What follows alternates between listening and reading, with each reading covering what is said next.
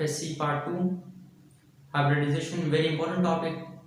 Short question, MCQs and test और long question के हवाले से. What is hybridisation?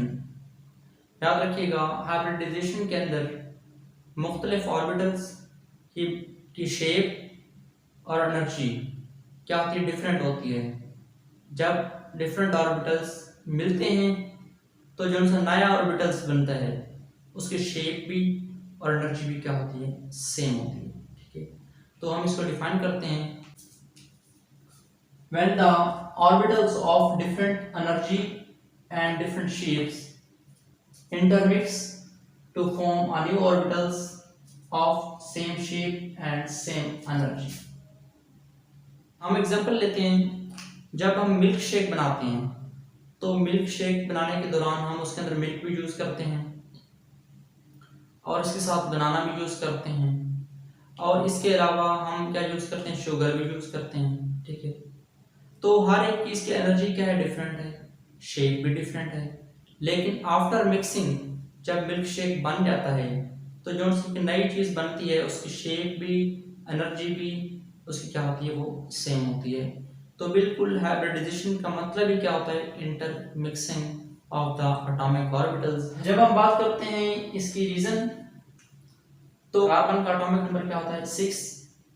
इसकी ग्राउंड स्टेट देखी जाती है और एक्साइटेड स्टेट. ग्राउंड स्टेट को सबसे पहले हम डिफाइन करेंगे. The lowest possible energy state is called ground state and the highest possible energy state is called excited state.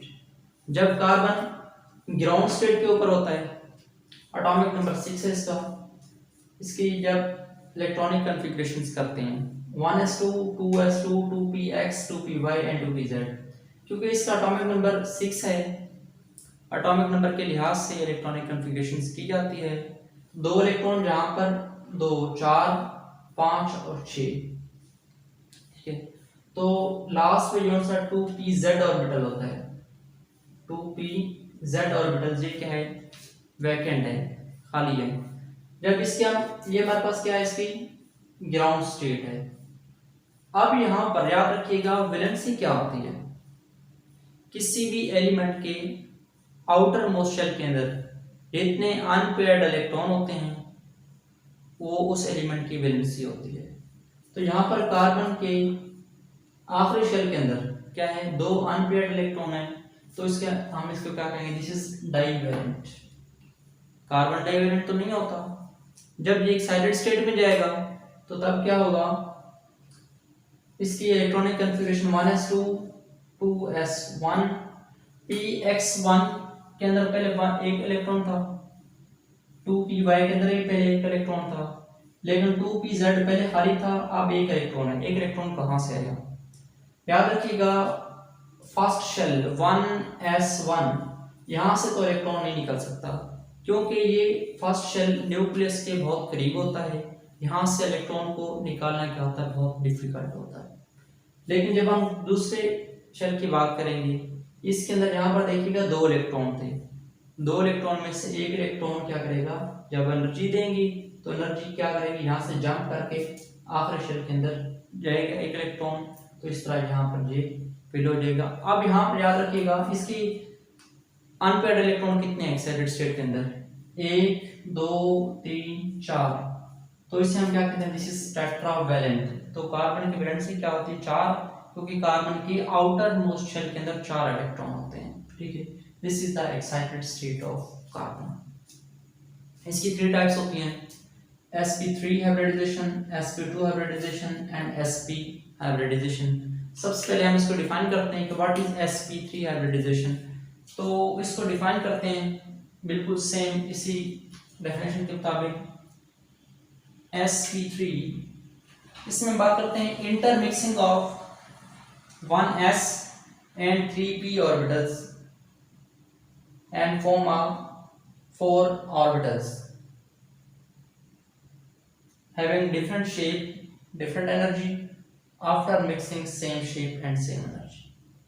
इसका मकसद क्या होगा कि जब s का एक ऑर्बिटल और p के 3 ऑर्बिटल px, py और pz आपस में मिक्स होते हैं, 4 ऑर्बिटल्स बनते हैं, जिनकी पहले एनर्जी भी डिफरेंट थी, शेप भी डिफरेंट थी, लेकिन जब 4 ऑर्बिटल्स बनेंगे उसमें इनकी शेप भी और एनर्जी भी क्या होगी, सेम होगी।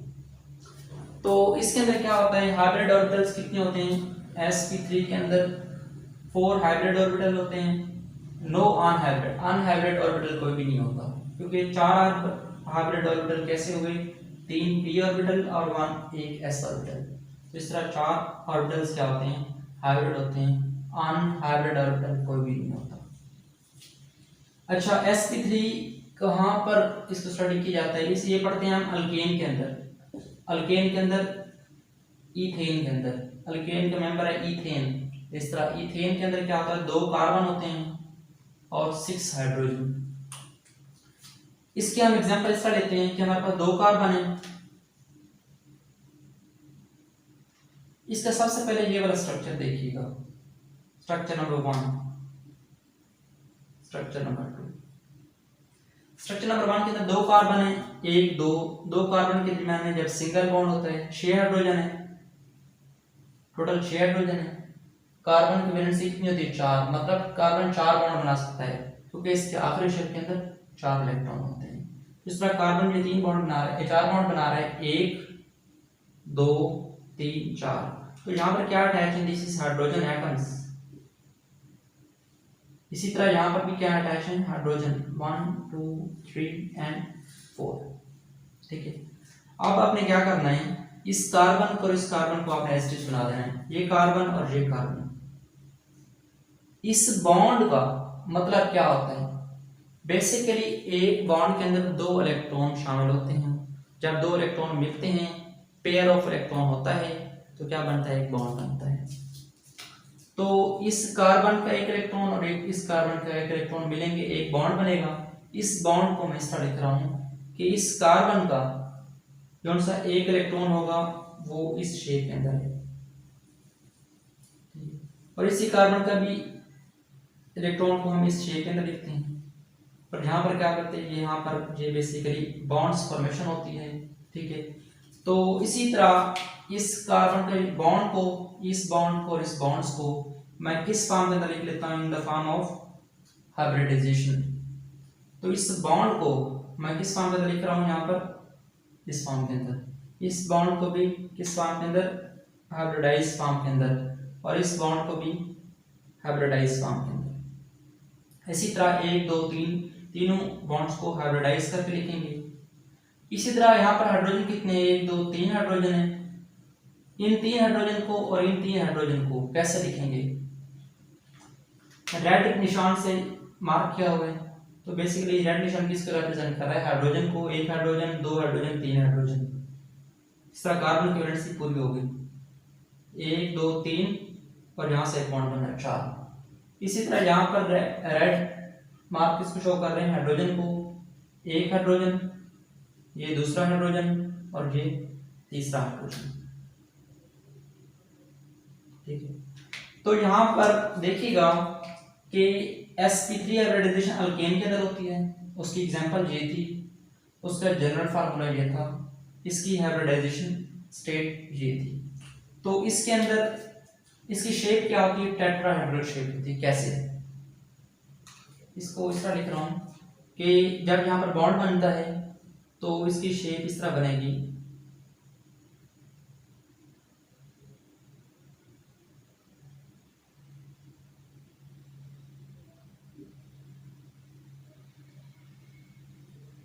हमारे पास क्या होगी, टेट्राहेड्रल शेप। इसी तरह यहाँ पर ये शेप किस तरह बनेगी, टेट्राहेड्रल शेप बनती है। इसके अंदर ईथेन के अंदर सिग्मा बॉन्ड कितने तो 7 होते हैं, कई बार एमसीक्यूज आ चुका है। Number of sigma bonds in ethane 7 sigma bond होते हैं। कैसे, कि यहाँ पर एक इलेक्ट्रॉन कार्बन का और एक हाइड्रोजन का इंटरमिक्स हुए, हाइब्रिडाइज हुए। इस तरह एक इलेक्ट्रॉन कार्बन का और एक हाइड्रोजन का आपस में यहाँ पर हाइब्रिडाइज हुए 2, इस तरह 3 4 5 6 और ये 7। ठीक है, तो इस तरह 7 क्या बनते हैं, सिग्मा बॉन्ड बनते हैं, नो पाई बॉन्ड्स। इसके अलावा यहाँ पर एंगल कौन बनता है, 109.5 एंगस्ट्रॉम।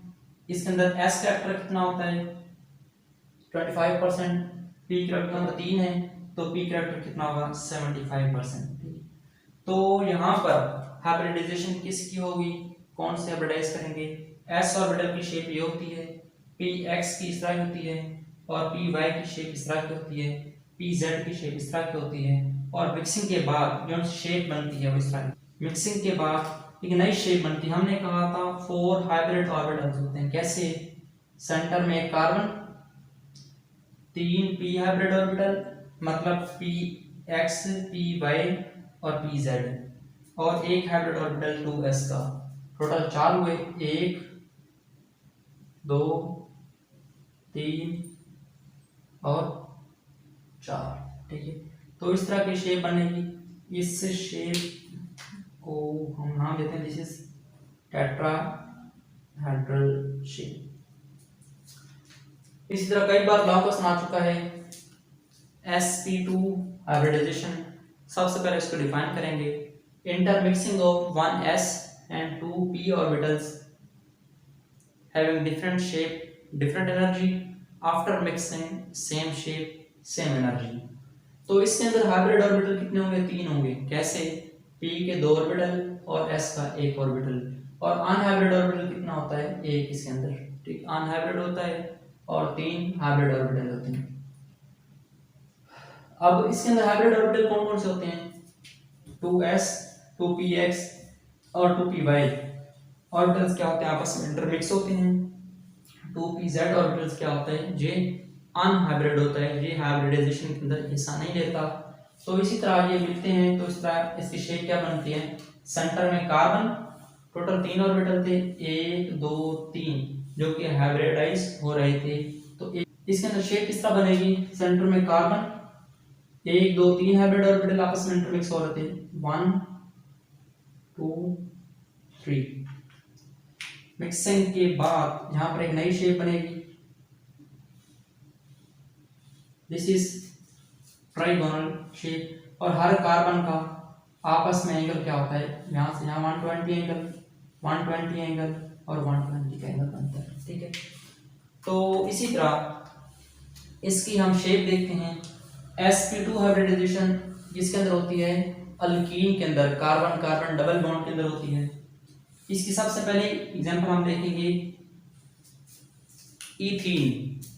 सबसे पहले हमने sp3 देखा था, sp3 के अंदर हमने एग्जांपल दी थी इथेन की, यहाँ पर एग्जांपल देंगे इथीन की, 2 कार्बन और साथ में 4 हाइड्रोजन। सबसे पहले इसके स्ट्रक्चर को देखेंगे, 2 कार्बन है, 4 हाइड्रोजन, 1 2 3 4। ठीक है, कार्बन की वैलेंसी यहाँ पर सेटिस्फाइड नहीं है, कैसे, कार्बन कितने बॉन्ड बना रहा है, 1 2 3। इस तरह ये कार्बन भी कितने बॉन्ड बना रहा है, 1 2 3। एक हमने कहा था कि sp2 हाइब्रिडाइजेशन के अंदर एक ऑर्बिटल क्या होता है, अनहाइब्रिड होता है। कौन सा अनहाइब्रिड ऑर्बिटल होता है, उसको मैं इस तरह लिख रहा हूं, दिस इज अनहाइब्रिड ऑर्बिटल, जो हाइब्रिडाइजेशन के अंदर हिस्सा नहीं लेता। ठीक है, उसके बाद आप जरा इस शेप को देखिएगा, इस कार्बन को हमने एज इट इज लिखा, इस सेंटर वाली कार्बन को यहाँ पर एज इट इज लिखा, इस बॉन्ड को हमने क्या लिखा, इन द फॉर्म ऑफ ऑर्बिटल्स। ठीक है, और इसी तरह इस बॉन्ड को इन बॉन्ड्स को हमने क्या लिखा, इन द फॉर्म ऑफ ऑर्बिटल्स। यहाँ पर 4 बॉन्ड थे, 1 2 3 4, तो हमने 4 ऑर्बिटल बनाए, 1 2 3 और ये 4 ऑर्बिटल। ये हाइड्रोजन को हमने रिप्रेजेंट किया ये रेड मार्क से। तो कितने हाइड्रोजन है यहाँ पर, 1 2 3 4 हैं, 1 2 3 4। तो यहाँ पर सिग्मा बॉन्ड कितने बनेंगे, इथीन के अंदर सिग्मा बॉन्ड कितने बनते हैं, 1 2 3 4 5 सिग्मा बॉन्ड स्ट्रक्चर था। तो यहाँ पर देखिएगा, इसके सबसे पहले आपने ये स्ट्रक्चर देखना है, उसके बाद इसको, और लास्ट पे आपने ये स्ट्रक्चर देखिएगा। इसमें कैसे हुआ कि जौन सा हाइब्रिड ऑर्बिटल अनहाइब्रिड ऑर्बिटल था, तो वो इस शेप के अंदर कैसे आ जाता है। ठीक है, बाकी ये कार्बन भी एज इट इज है, ये हाइड्रोजन सारे भी एज इट इज हैं, कार्बन और ये हाइड्रोजन एज इट इज हैं। ये जो सा अनहाइब्रिड है ये आपस में क्या करते हैं, यहाँ पर इनकी ओवरलैपिंग होती है इस तरह की, इनकी ओवरलैपिंग के बाद ये इस तरह की शेप बनाते हैं। This is pi framework. इसके अंदर एंगल कितना होता है, 120 का एंगल होता है और ट्राइगोनल शेप होती है। 5 सिग्मा बॉन्ड्स होते हैं इथीन के अंदर और एस कैरेक्टर कितना होता है 33.3% और पी कैरेक्टर कितना होता है 66.6%। तो आपने sp2 हाइब्रिडाइजेशन को बड़ा अच्छे से याद रखना है। इसकी डेफिनेशन, इसकी उसके बाद शेप्स क्या होती हैं, दो हाइब्रिड ऑर्बिटल कितने होते हैं, अनहाइब्रिड ऑर्बिटल कितने होते हैं। सबसे पहले इस शेप को बनाना है, फिर इसको और फिर इसको, और उसके बाद आपने इसकी प्रॉपर्टीज बता देनी है। Very important long question.